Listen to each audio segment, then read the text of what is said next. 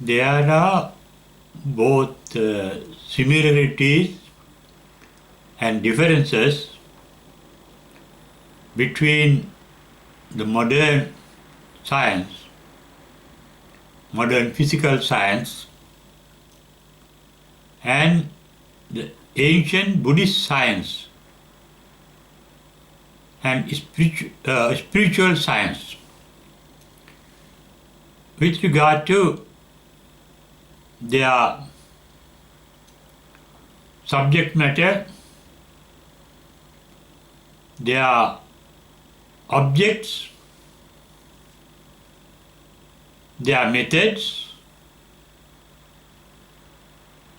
and the ultimate purpose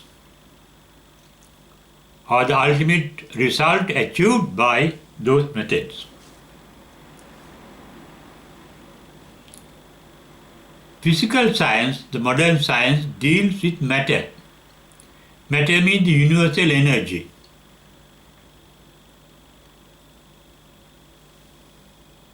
The Buddhist science deals with a finer matter called mental matter. That is also a product of the universal energy. Our mind is a product of our body is made of universal energy. But the mental energy is a finer form of physical energy. But the ultimate aim of Buddhism is to go beyond that physical energy or the universal energy. Universal energy is dynamic, is creative. Dynamic, creative means that energy is always in a state of transformation. Energy is not a thing, but a creativity. Creativity means a change of forms, change of states, change of nature. Changing means that nothing can retain a permanent form. That is what is expressed by the Buddhist science. Everything material is anicca, dukkha, anatta. Anicca means dynamic or impermanent, but it really means the universal energy. What is impermanent? Universal energy is impermanent. Why? The universal energy is always active. Active means creative. Creative means a transformation of their nature, the form. Therefore, we can say energy is nothing but the universal creativity. And change means transformation of that energy. If the energy get transformed in their form and nature, nothing made out of universal energy can retain a permanent identity. That creativity is called, as I mentioned earlier, anicca. Transformation is called dukkha, and non-retainable of a permanent identity is called anatta. This anicca or dynamism is the cause of the transformation called dukkha, and non-retainability of a permanent identity called anatta is the result of that dukkha, the transformation. Buddha referred to two types of phenomena. One is conditional and the other is unconditional.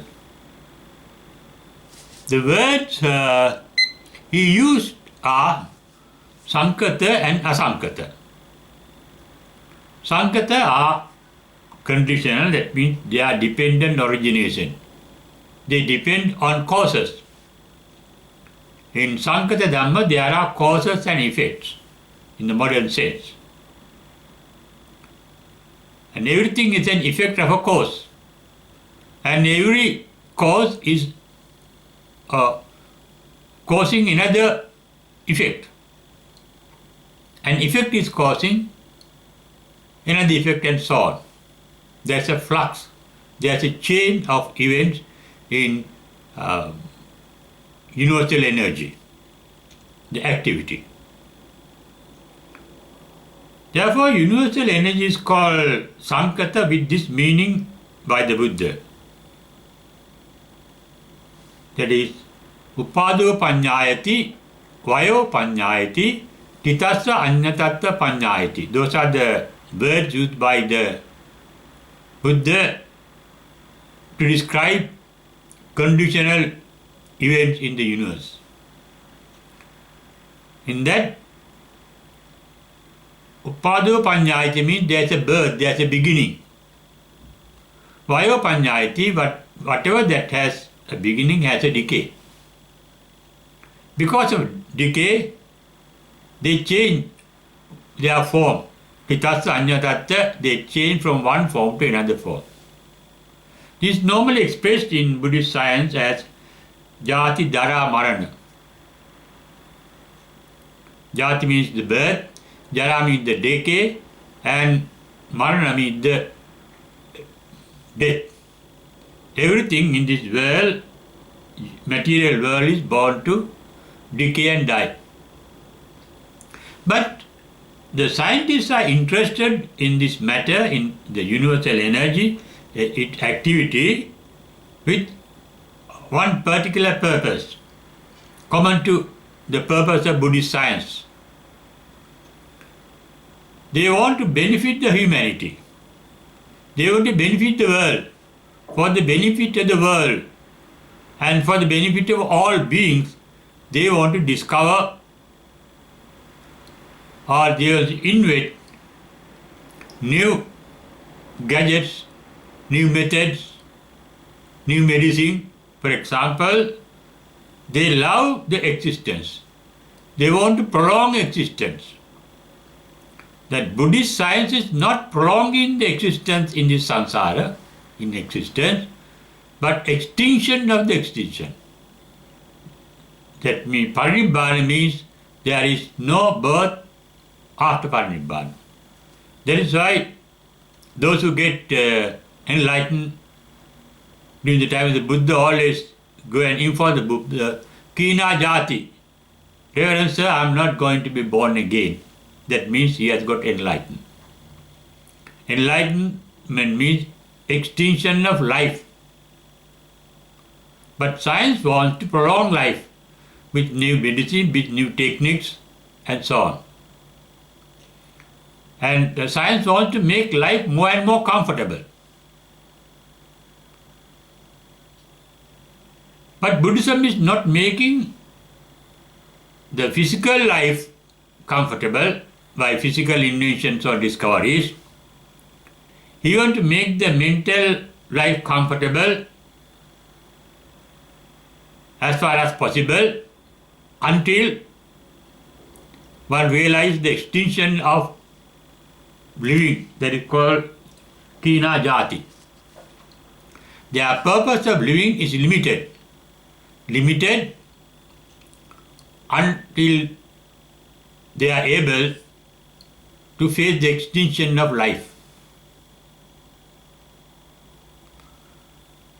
Life, comfort are not the main purpose of Buddhism, because when there is comfort, one gets attached to the life.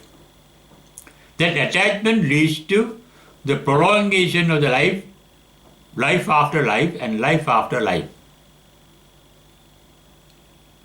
Buddhist science have found out we may live a comfortable, happy life now, we may live a comfortable, happy life in heaven or in Brahma world, but at the end of the marriage that make one to lead a comfortable, happy life comes to an end, and after that one may be born or reborn in a hell. There is a danger, there is a risk of living even in hell, even in heaven or in a Brahma world.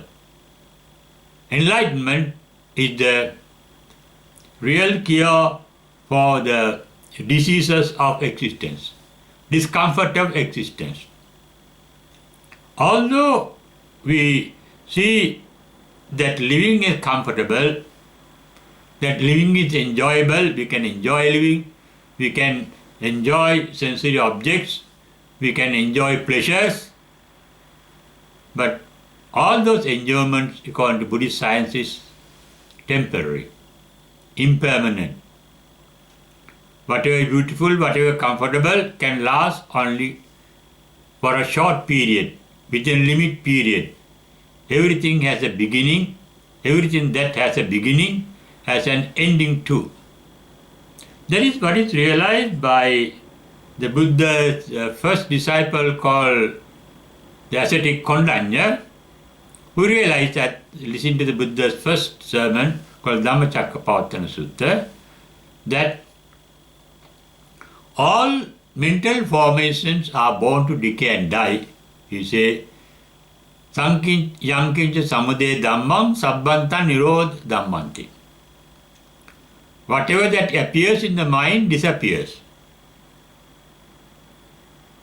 He is interested with regard to the mind because we cannot enjoy or we cannot get attached, we cannot resent anything other than our mental forms. Both according to modern science and Buddhist science, one can experience only one's own mental forms reflected by the sensation of sensory organs. Our sense organs are so weak and limited in their capacity, we cannot know anything really that is outside us, in the world. Our seeing capacity of the eye is limited, hearing capacity of the ear is limited, smelling capacity of the nose is limited. And whatever that limited information supplied, these organs are reflected in our mind as mental images, mental formations. We experience not the forms outside us, but the forms that are formed inside our mind, inside our body. That is why Buddha said in the Rohitassa Sutta, Vyamata kalebere panyapi melokancha. The entire world we experience is within our body, which is about 6 feet. It means we can enjoy only what our bodily, physical sense organs can reflect in us. Modern science is based on sensory experience. Their knowledge is limited to sensory experience. In fact, the word science, the original meaning is knowledge. Science has to pay emphasis on knowledge that is gathered from age to age, from generation to generation. It means all our knowledge is always old. They are not new. That knowledge is not new. Whatever knowledge we gather are of the past, and therefore knowledge is always old.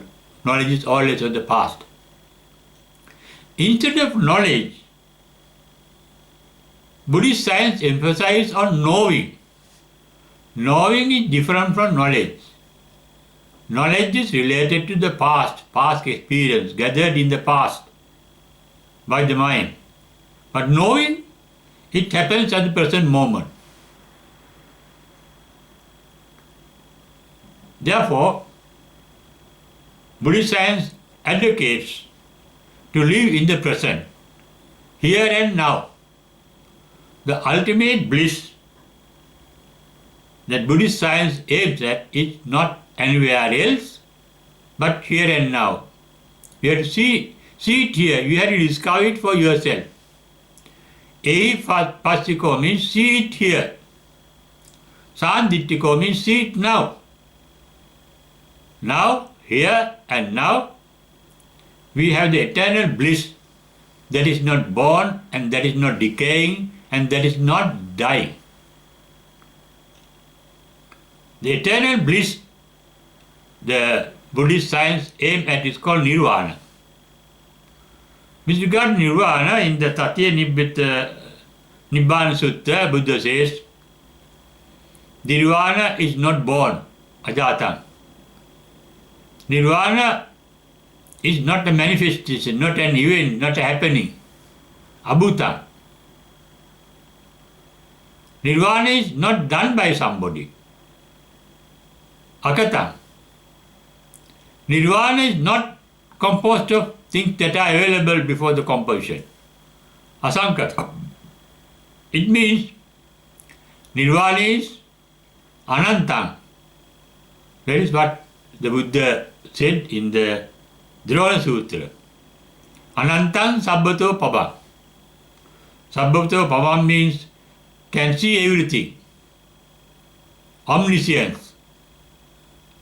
When you attain Nirvana, you are free from the dimension of space and time. The past is here, the future is here.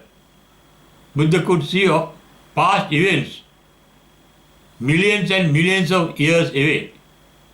And Buddha could experience future events millions and millions years hereafter.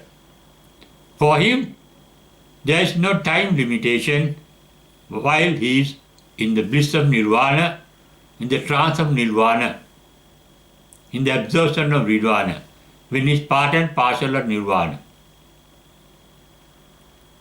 That is why Nirvana is called akaliko, beyond time and dimension. Anantang, Nirvana is called beyond space dimension. Both space and time are interrelated. We need time when there is space. Space has three dimensions according to science: length, breadth and height. Any physical object needs some space for existence, and that space is made out of length, breadth and height. In the Dhrona Sutta, Buddha said there is no length, breadth and height in Nirvana. In Nirvana, nothing short, nothing long, nothing good, nothing bad. And he referred to Nirvana as emptiness.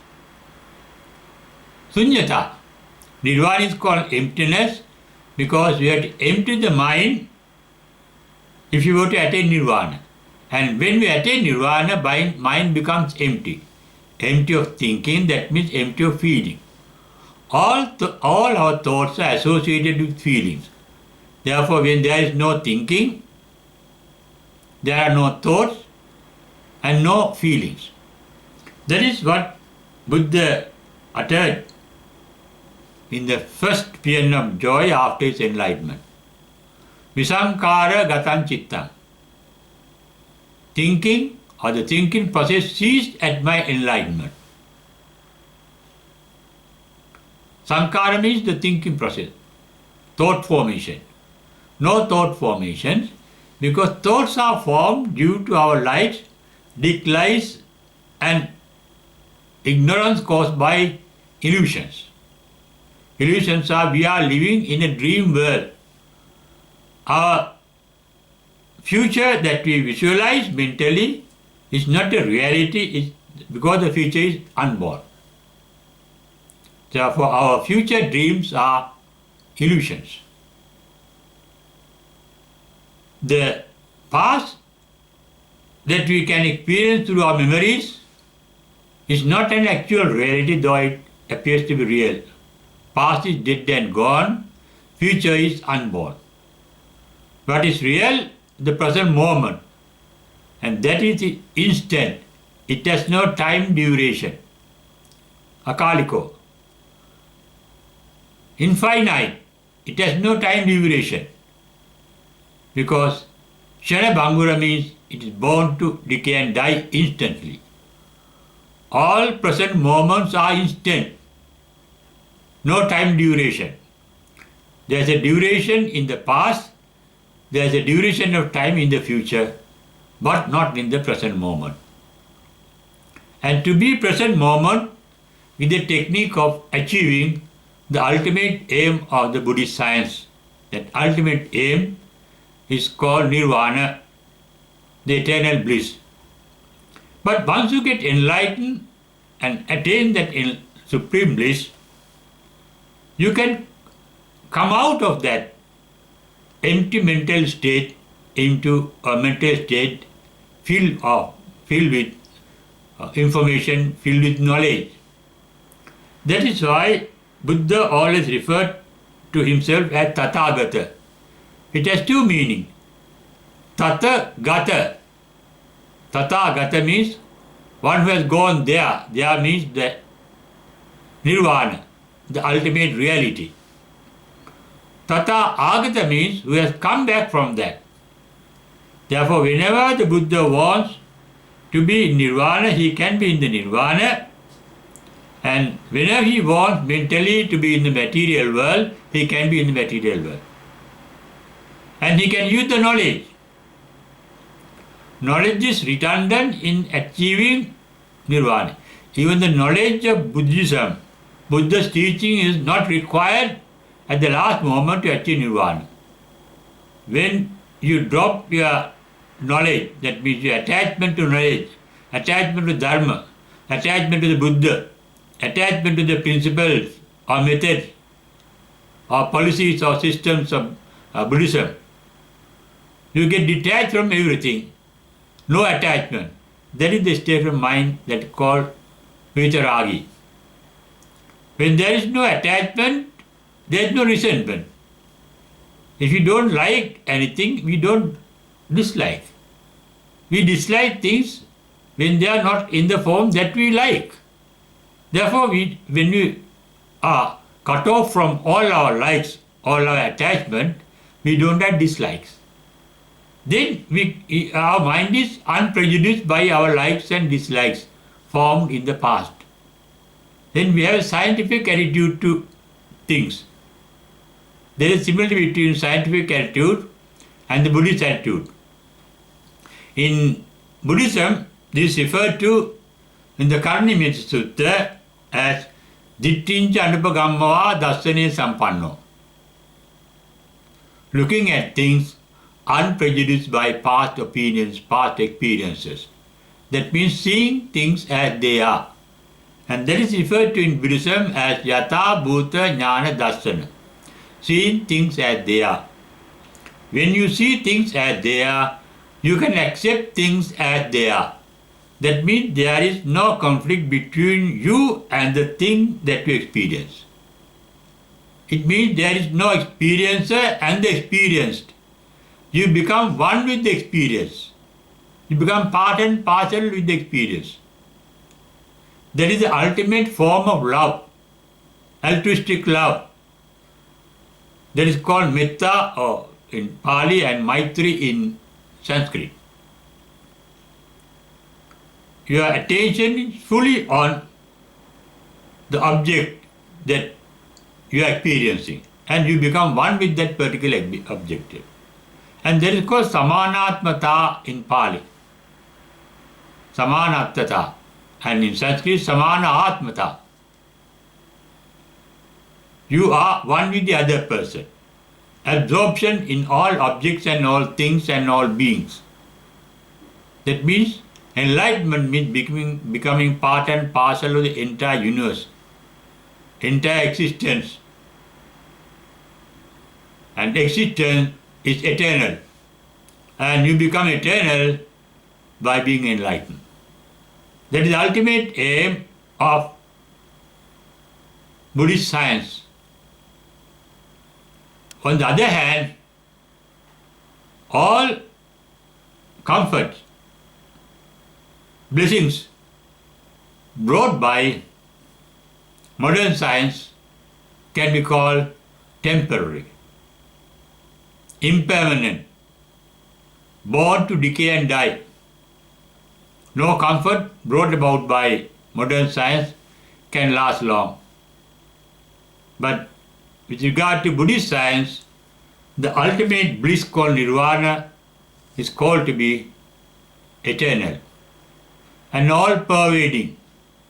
It is beyond all bounds, all boundaries of space and time, beyond space and time. That means you become part and parcel with the entire nature. Therefore, enlightenment is nothing but naturalization. We are made out of nature and we have all the capacity to be naturalized with the nature by enlightenment.